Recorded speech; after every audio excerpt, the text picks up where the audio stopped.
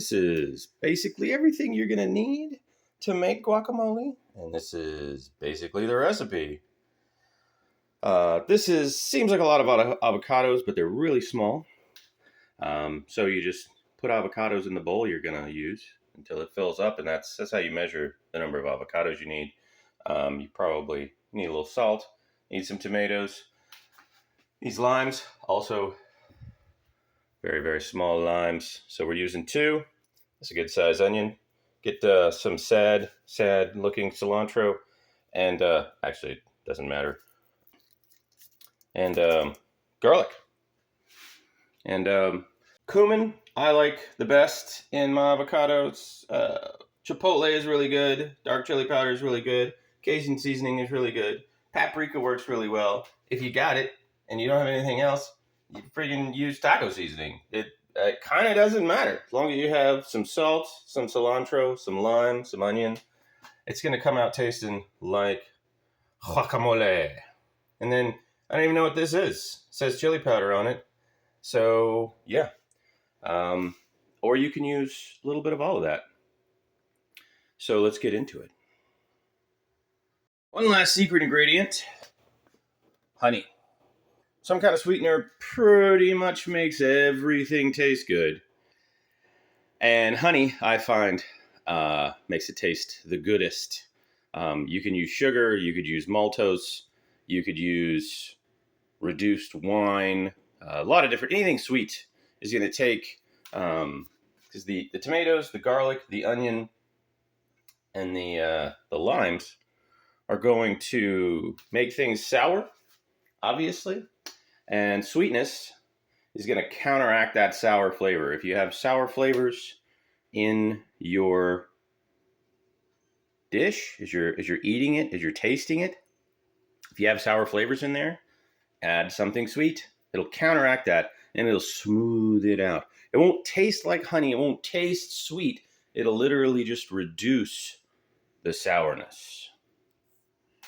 One thing you want is some really, really ripe avocados. How do you tell if an avocado is ripe? It'll be soft. If you can push your finger into it, you know that avocado is already cream on the inside. Like it's ready to become guacamole. This is a guacamole egg laid by a guacamole chicken, and there's already guacamole inside of it. You see how soft that is? That's a good guacamole. This one, let me see. That one, yep, very, very soft. I got another one over here. This one.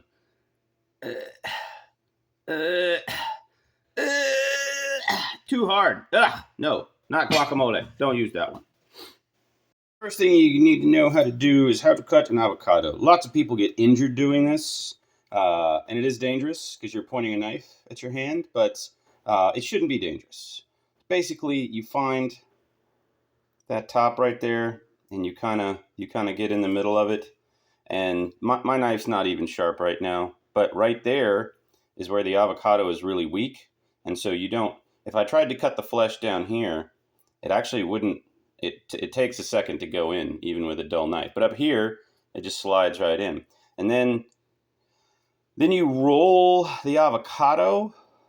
You can feel the pit in there. You're gonna roll the avocado. You're not gonna move the knife. You're gonna roll the avocado gently along the knife until you get back around to where you started. And then you're going to pull the knife out and you're going to put it down. And then because we're not making something pretty, we're making some smashed avocados, we don't need to use the knife to take the pit out. We just push our thumbs in and make a little mess, and it pops out.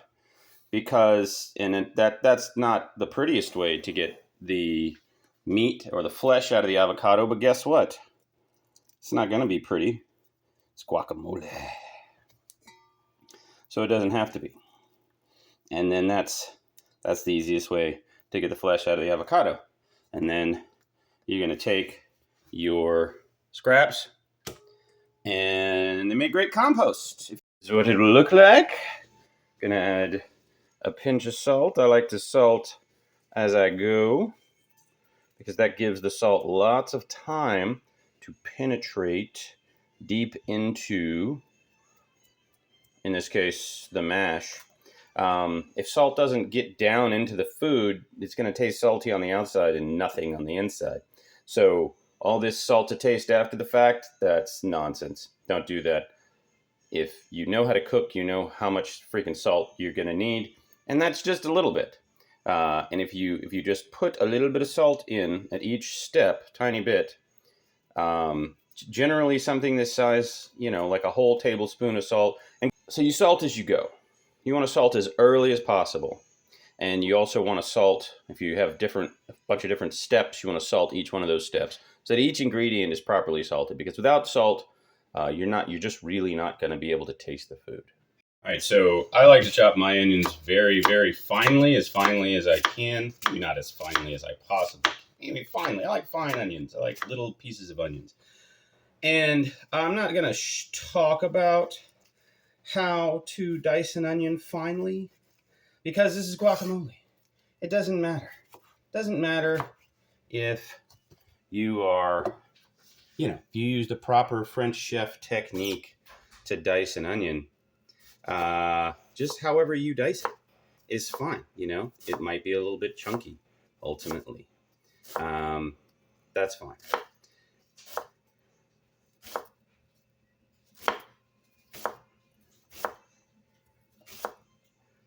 There's a jillion onion cutting videos out there that are very, very good. This is, I learned this very, very specific technique, especially about cutting the butt of the onion like that, from Gordon Ramsay. But yeah, that's it. It's simple.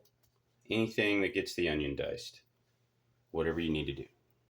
This is an important part about seeding your tomatoes. You can see this tomato actually has little beds, but I can't believe you showed that on video. But look, you cut the top off, it's fine on the inside. And so the way you seed a tomato is actually not very intuitive. You want to cut the outsides of the tomato off like this, kind of in four layers, and then you get these pieces that are very easy to push the seeds out of. So you get little pieces like that. And then for the center, actually, you're gonna cut the bottom off, right? And then you get another piece that you can push the seeds out of really easy. And so you have 5 pieces like that, basically. And then you have this middle piece, which now is really easy. It's not easy doing it with one hand, but you could just kind of squeeze it. And then the point of this is not to get the seeds out, but really to get the excess liquid out. There's a lot of excess liquid in and around the seed pods, and you don't. This is too much liquid. You're gonna make your guacamole soup like guacamole soup if you don't seed your tomatoes. The next thing you're going to do is you're going to dice your tomatoes. As you can see, we've seeded them. The easiest way I find to do this is to turn its skin up and then to make some slices like these. Now you have little tomato sticks, and then you slice it like these. And now you have perfect little tomato squares that are perfect for guacamole, and you do that to all of them.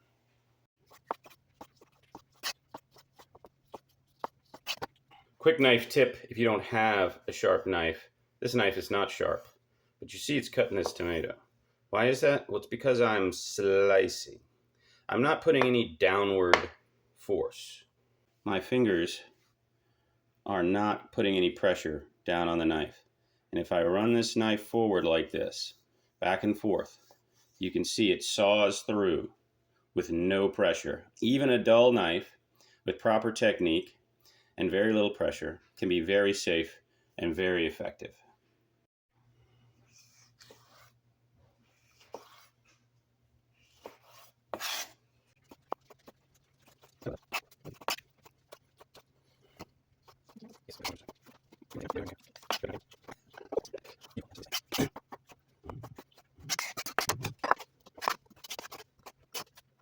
thing you do is zest and juice a lemon. Juicing a lemon is easy. Zesting, a lot of people find intimidating, I think, sometimes.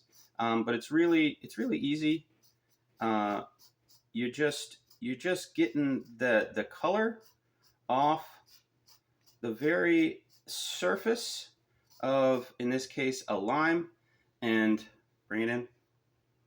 And you're just getting that stuff right there. There is, pull it back out. There is a ton of flavor in this zest, and you don't need a lot even for all of this. You think like that's what, a quarter of a teaspoon or something like that. It's going to add that freshness and that zestiness that guacamole really needs to have. And so that's it. You just kind of go around the lime and you kind of scrape off the colorful bits. That's it.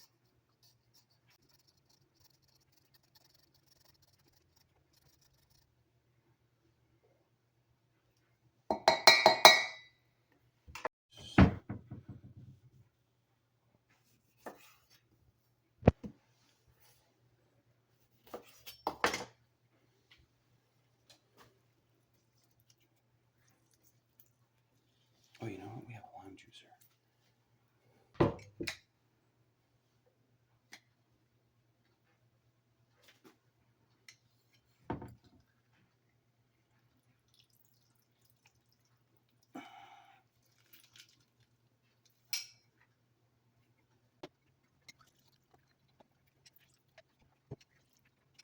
And then we're gonna add a little garlic too.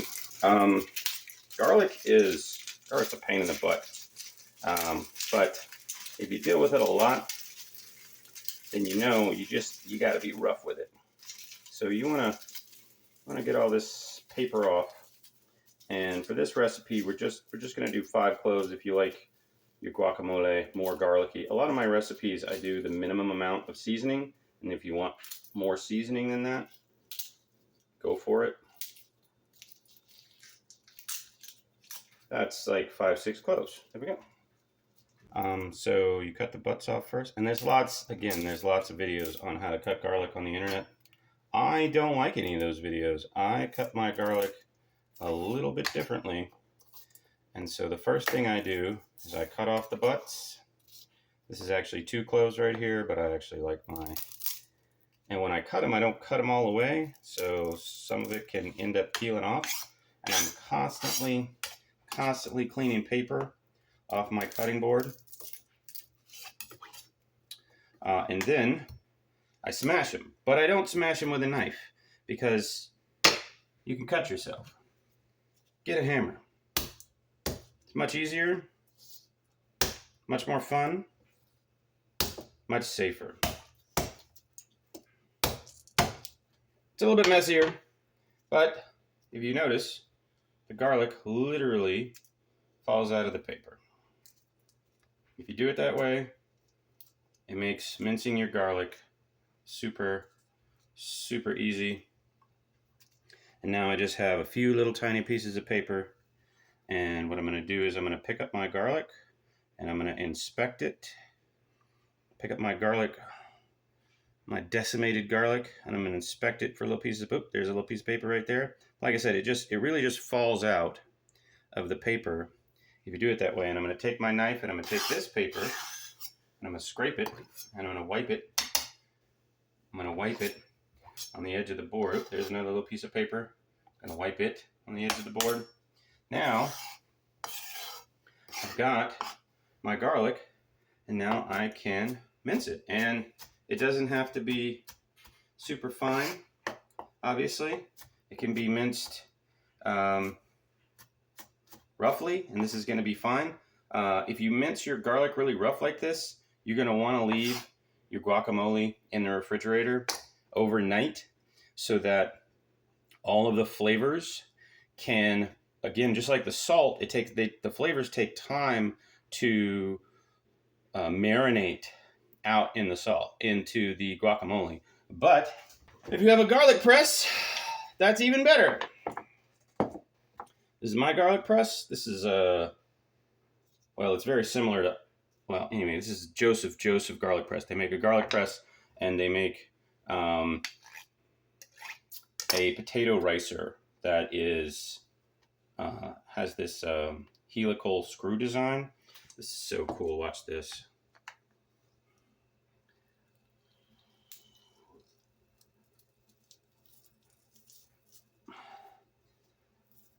Oh, isn't that satisfying?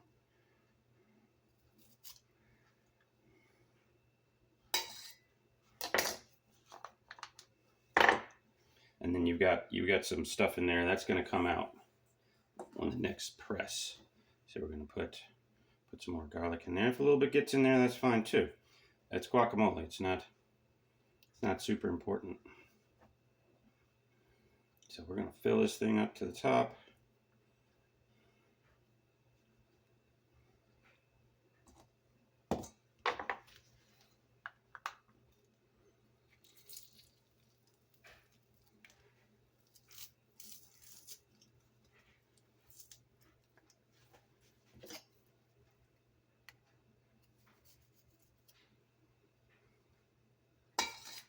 A lot of people like to chop. Say hey, Lily.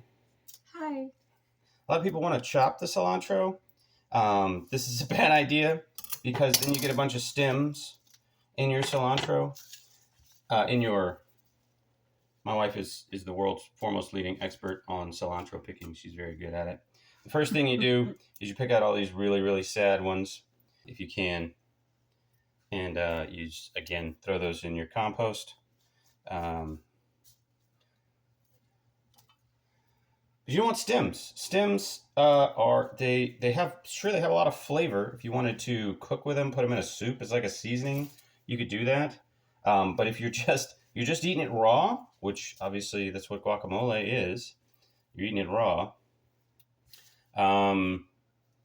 You just want the leaves. The stems are too tough, and they will fundamentally ruin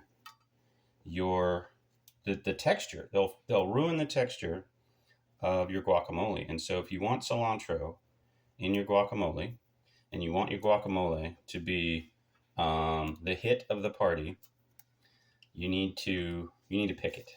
You need to pick your cilantro, and that means that you pick every leaf, and you're left with nothing but stems to go into the garden. And you leave out all the nasty stuff too. So we are going to fast forward through the rest of cilantro picking.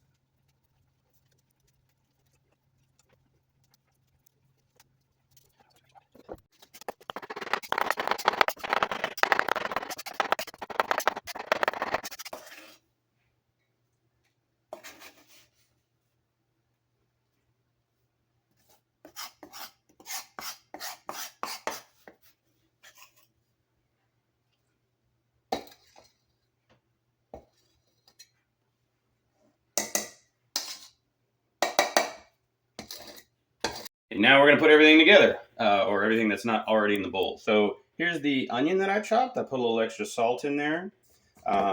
This is probably too much onion, personally. Like, I think probably that much onion is enough.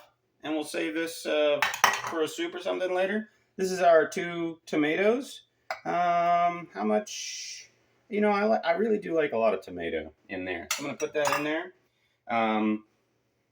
And we've added a little salt to this. I'm going to add, I think that's enough salt. Something like that. So probably all in all, about a tablespoon of salt in the whole thing. Next, we're going to add the secret ingredient, the honey. However much that was some honey. We're going to add, for some spice, this is a local place. I got this at a farmer's market. It's just Cajun seasoning. It's got red pepper in it. It's got salt in it. We're going to add that for a little spice. Now the stars of the show.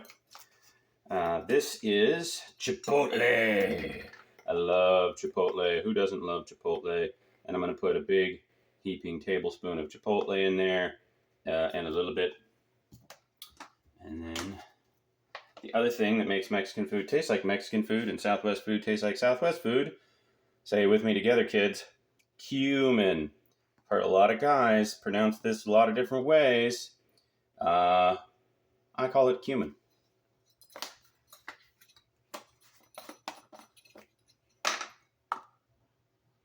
I like this much cumin. Now, this bowl is almost not big enough.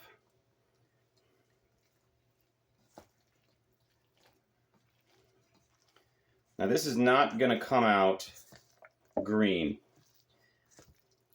If the people on TV that make green guacamole, they're not putting a lot of spice in there. I don't know. This is pretty darn green. But it's going to have the spice, like peppers and chilies and cumin and chipotle and red pepper. All of those seasonings, they're not green. And so green guacamole looks really pretty on TV and on videos, but it doesn't taste good. And so this guacamole is not going to turn out green. It's not going to look pretty. If you want pretty guacamole, it's not going to taste good. Yeah, there we go. It's not even close to green. And so, I don't know what they're doing. And I'm not Spanish. This is not a molcajete. I don't have one of those things. But one thing I can guarantee is that this will be the best guacamole you ever made north of the border. So, yeah. Now and we got a couple of big pieces in there. We're going to poke those. But that's it. Now let's taste it. All right. I haven't tasted this yet. Get a big bite.